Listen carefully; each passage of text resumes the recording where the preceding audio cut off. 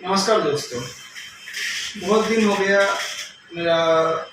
बहुत लोगों ने जो फर्स्ट वीडियो था मेरा बहुत लोगों ने देखा, राइट। देखने के बाद लोगों ने अच्छा ही बोला है। उसके साथ कुछ फीडबैक्स भी मिला है जिसको मैंने एक्सेप्ट भी किया है। और कुछ बीच में काम इतना ज़्यादा आ गया था कि मैं दूसरे वीडियो नहीं बना पाया। तो आज मुझे मौका मिला है, इसलिए मैं सोच रहा हूँ कि एक नया टॉपिक के साथ आप लोग के डिस्कशन कर लो। कुछ दिनों से मैं एक चीज़ नोटिस कर रहा हूँ, वो ये कि हर चीज़ों का प्राइसेस बढ़ रहा है। लाइक पेट्रोल की मतलब आपको पता है 100 रुपये हो गया है। कोई भी अगर आपका ऑयल प्राइस देख लो, तो कोई भी प्रोडक्ट आप मतलब परचेस करने जाओ दुकानों पे, तो एक साल के अंदर प्राइस में बहुत सारे चेंजेस आ गए हैं, राइट। लेकिन आप अगर बोलोगे कि आज के डेट में अगर आपको गवर्नमेंट चूज करना है तो आप किसको चूज करोगे? वही बात है कि हम बीजेपी को चूज करेंगे। क्यों? एक्स वाई जी बहुत फैक्टर्स होते हैं इसके लिए, उसके मैं डिटेल में नहीं जाना चाहता। लेकिन हम इस चीज़ को समझते हैं, ऐसा क्या हो रहा है कि चीज़ों की प्राइसेस बढ़ रहा है और हम उतना एग्रेसिव नहीं हो रहे। अगर आज से 20 साल पहले आप देखोगे, अगर पेट्रोल की प्राइस 1 रुपये भी बढ़ता था तो हम क्या करते थे? हम हल्ला मचा देते सांसद में, हम पुतला जला देते थे, एक दिन का आपका धर्मघट कर देते थे, मतलब लॉक कर देते, हर चीज़ हर सब कुछ चक्का जाम कर देते थे। लेकिन आज के डेट में क्या हो रहा है कि कोई भी चीज़ प्राइसेस बढ़ रहा है, हम बोल क्यों नहीं रहे?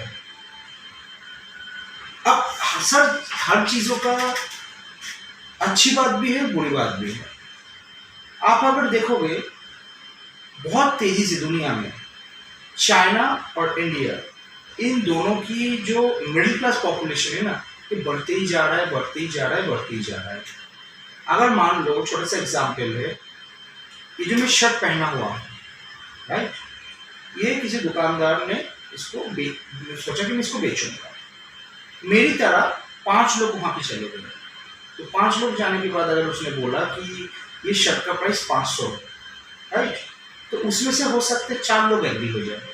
दुकानदार तो देखेगा भाई, अगर ये शर्ट अभी ये 400 में खरीदना, मतलब 4 लोग एग्री हो रहे हैं कि 500 में खरीदने के लिए, तो कल क्या करेंगे? कल दूसरा को सेम शर्ट के प्राइस बढ़ा देगा, 500 की जगह 700 कर देगा। तो उसमें क्या होगा कि 4 लोग घट के 2 लोग हो जाएंगे। फिर दुकानदार देखेंगे कि चलो 700 में 2 लोग खरीद रहा है, तो एक काम कर, उसको 800 कर देता है। तब जो क्या होगा, वो एक आदमी आएगा जो ये शर्ट खरीदेगा। तो ये क्यों हो रहा है? क्योंकि कहीं ना कहीं डिमांड और सप्लाई का मिसमैच हो रहा है, राइट। अगर कोई भी चीज़ जिसका सप्लाई बहुत ही कम है और डिमांड बहुत ही ज़्यादा है, तो इस केस में आपका प्राइसेस बढ़ेगा, हम कुछ नहीं कर सकते। तो यहाँ पे ऑल्टरनेटिव क्या है? ऐसा क्या करूँ कि चीज़ें फिर पहले हो जाए? अब देखेंगे आप लोग, जब मतलब आज के डेट में तो लोगों की इनकम बहुत ज़्यादा हो गई है, तो हम चीज़ सोचते नहीं हैं। लेकिन थोड़ा सा अगर 20-25 साल पहले जाके अगर कोई भी इंडियन फैमिली आप देखेंगे, तो ये होता था, एक परिवार होता था जिनमें एक आदमी होता था, उस आदमी की एक स्मॉल कमाई होती थी, लिमिटेड इनकम्स होते थे, राइट। अब मान लो उनकी एक फिक्स सैलरी होती थी, और उस टाइम पे क्या होता था, जो घर की जो पॉपुलेशन होता था 5, 6 या 7 लोग होते थे। तो उसमें क्या होता था कि जब सैलरी आती थी तो पहला 10 या 12 दिन बहुत ही अच्छा चलता था, परिवार बहुत ही चलता था। उसमें मतलब आपका सारे तरह के उनके जो भी रिक्वायरमेंट्स है सब पूरा होता था। लेकिन जैसे 20 तारीख आता था, उसके बाद एक दिक्कतें चालू होती थी, आने वाला 10 दिन कैसे चलेंगे। तो उसमें परिवार में कोई स्ट्रैटेजी होता था। उस स्ट्रैटेजी में यह होता था कि चलो एक काम करता हूँ, हम जो नॉनवेज खाना डेली खाते हैं या जो हम लोग की हैबिट है, थोड़ा सा आज से थोड़ा खाने में चेंज लाऊं, राइट। या मान लीजिए मुझे कोई भी जगह घूमना है, अभी नहीं करूँगा, सैलरी आने का एक बहुत ही कॉमन चीज़ था। जैसे मैंने कुछ नोटिस किया है, जब मैं छोटा था, अगर महीने की 20 तारीख के बाद कोई भी चीज़ मुझे चाहिए, बहुत ही बेसिक चीज़, लाइक मुझे पेन ड्राइव परचेस करना है। एक पेन ड्राइव की कीमत कितना हो, जब मैं स्कूल में पढ़ता था, हार्डली 200 या 250 रुपये। या मान लो कि बहुत में छोटा था, मेरे को एक जियोमेट्रिकल बॉक्स खरीदना है, कितना कॉस्ट होगा? 50 रुपये। अगर मैं 20 तारीख के बाद में अगर मैं मम्मी को बोलता था कि मेरे को ये खरीदना है, तो मम्मी बोलते थे देखो बाबू अभी बजट तो आप तो टाइट चल रहा है, आपका पापा की जब सैलरी जब आएगी ना तो हम खरीद देंगे। और बिल्कुल जो हमें चाहिए था ना वो नेक्स्ट महीने में फुलफिल हो जाता था। तो ये वाला जो सिस्टम था आज से 20-25 साल पहले, हम अगर मेरे पास आमदनी लिमिटेड है और मेरे पास आने वाले 10 डेज में सर्वाइव करना है तो हम इस तरह से बैलेंस करते थे। लेकिन आज के डेट में क्या हो रहा है, ये जो कंसेप्ट था ये धीरे धीरे हम खत्म कर रहे हैं। आज के डेट में जो आम आदमी जिसको बोलते हैं उनकी बेसिक सैलरी होती है 25,000। और आपको भी पता है एक परिवार में कोई भी लड़का जो वो खुद कमा रहा है, उसके पापा कमा रहे हैं, मतलब इस तरह से आपका जो कोई भी आप मेट्रो सिटीज में जाओगे आपके एक परिवार में 2 से 3 लोग आपको मिल जाएंगे जो कमा रहे हैं।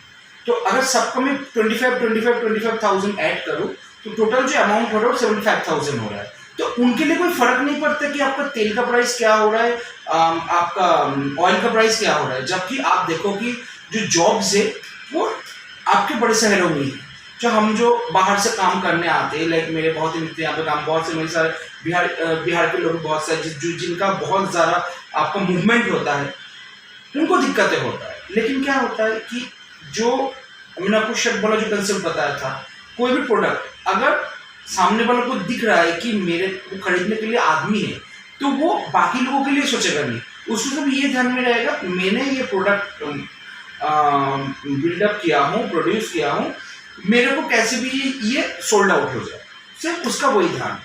तो कहीं ना कहीं मुझे ये लगता है आज के जो जनरेशन है जिस तरह से लोग इनकम बढ़ रहा है, हमें ये ऑल्टरनेटिव सोचना पड़ेगा कि किस तरह से अगर कोई भी चीज़ों में अगर खर्चे बढ़ रहा है तो खर्चे को कैसे कंट्रोल करें।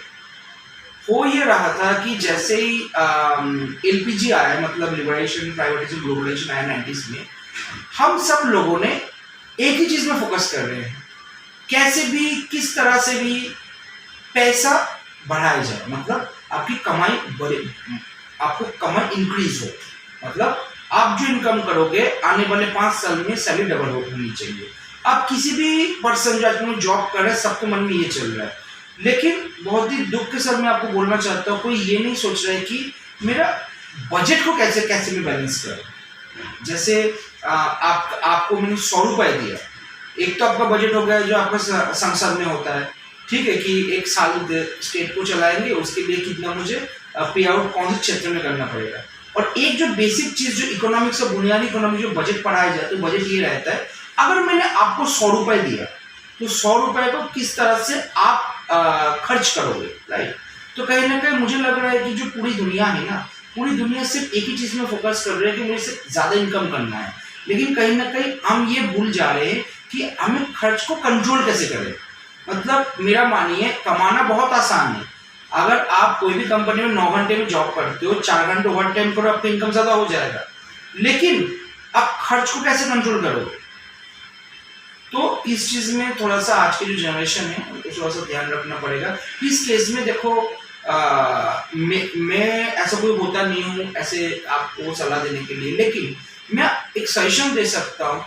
इस केस में हमें अपनी पूर्वजों से सीख लेनी चाहिए, जो भी हमारे घर में जो भी हमारे दादा दादी या जो भी वो लोग जो एक ज़माने में महंगाई देखे थे, जब इंडिया की हालत बहुत ही ख़राब था, उस टाइम उनकी जो हिस्ट्री, उस हिस्ट्री को ऐसे केस स्टडी बना सकते हैं। उन लोगों ने उस टाइम क्या किया था, राइट। जब अचानक से आपका ऐसा स्थिति आया कि आपका जो 89-90s में जब भारत की कंडीशन ख़राब हुई थी, लोगों के पास नौकरी नहीं था, क्या हो रहा था उस टाइम, जो बड़े बड़े शहरों में जो फैक्ट्रीज होते एक तरह धीरे धीरे बंद हो रहे थे, उस टाइम लोगों ने ऐसा क्या किया कि अपने बजट को सुधारा। तो उससे हमें लगता है कि अपने जो घर के जो ओल्ड मेंबर्स है उनसे हम सलाह ले सकते हैं, जो सलाह बहुत ही सही होगा, क्योंकि वो लोग वही बात करेंगे जो ना रियलिटी में देखा है। हमने चलो पढ़ाई करते हैं, सब पढ़ाई में भी MBA में भी बहुत सारे केस स्टडीज आते हैं, लेकिन आपको भी पता है बहुत केस में ऐसा चीज़ आता है कि एक्चुअल फैक्ट सबको बताया नहीं जाएगा। अगर आपका धीरूभाई अम्बानी अमीर हुआ, कैसे अमीर हुआ, कहानी तो होती है, लेकिन बहुत सी चीज़ें होती है जो उसमें आपको मिलेगा नहीं, उसमें से वही बताया जाएगा जो हम सुनना चाहते हैं। तो इस केस में आपके जो ओल्ड पर्सन है आपकी फैमिली में, वो आपको चीज़ हेल्प कर सकते हैं। तो इसमें क्या होगा, अगर इसमें मैं आपको ऐसा क्यों बोल रहा हूँ, क्योंकि अगर आपकी जो प्लानिंग्स होती है, राइट, मान लीजिए आपका एक प्लानिंग है 5 साल के अंदर ये करना है, अगर अपने कॉस्ट को आप सही कर लोगे, कॉस्ट को आप ठीक कर लोगे, तो आपका जो गोल होगा वो अचीव कर लोगे। जैसे ही आप एक गोल अचीव कर लोगे, वैसे आपका कॉन्फिडेंस बिल्डअप हो जाएगा और दूसरे गोल की तरफ जाओगे। लेकिन हम अगर हर चीज़ में खर्चे बढ़ा देंगे इनकम के साथ साथ, तो हमारी गोल अचीव नहीं हो पाएगा। तो as a suggestion, I think maybe ये थोड़ा सा अपने फैमिली के साथ भी आजकल मैं बैठ रहा हूँ, उनसे भी चीज़ जान रहा हूँ, और उन्होंने रियल में भी देखा है कि उस टाइम कैसा होता था, कैसे वो लोग चलते थे। शायद हम इस चीज़ में जो ऑल्टरनेटिव स्ट्रैटेजी है वो लाके हमारी जो फ्यूचर गोल्स है उसको पूरा, शायद मैंने आज थोड़ा टाइम आपको ले लिया, हो सके बीच में मेरी बातें बोरिंग लगे, लेकिन जो भी मेरा बात था वो दिल का बात था। मेरा मेन मकसद है, जो मेरा सोच है वो आगे लोगों मास पॉपुलेशन को शेयर करना। हो सकता है हम रॉन्ग, तो अगर किसी को लगे कि मैं गलत बोल रहा हूँ, प्लीज़ कमेंट पे बताइए कि क्या करने से मैं और भी इम्प्रूव कर पाऊँ। और अगर आपको लगे कि वीडियो सही में सही है, तो प्लीज़ इसको लाइक करिए, शेयर करिए। और मैं आपको प्लीज़ एक हम्बल रिक्वेस्ट है, अगर मैंने ऐसा कोई भी बात बोला है जिसमें आपको ठेस पहुंचा, वैसे आपको ठेस पहुंचाना मेरा मकसद नहीं, तो प्लीज़ कमेंट में ऐसा कोई कमेंट मत लिखिए कि उसमें क्या होगा, हमारी सोसाइटी को गलत इम्पैक्ट होगा। हाँ, अगर मेरी बातें आपको बुरी लगी तो बता दीजिए, लेकिन कोई भी, मैंने बहुत केसों में देखा है लोग स्लैंग लैंग्वेज यूज़ करते हैं, मत करें, क्योंकि ये जो मैंने वीडियो बना रहा हूँ, मैं मेरे साथ साथ मेरे फैमिली भी ये देखेंगे। मैं नहीं चाहूँगा कि वो लोग ये वल्गर वर्ड्स देखें, जो अगर आपको लगे कि ये चीज़ गलत है। और बिल्कुल अगर आपको लगे मैंने सही बोला है तो प्लीज़ इसको शेयर करिए।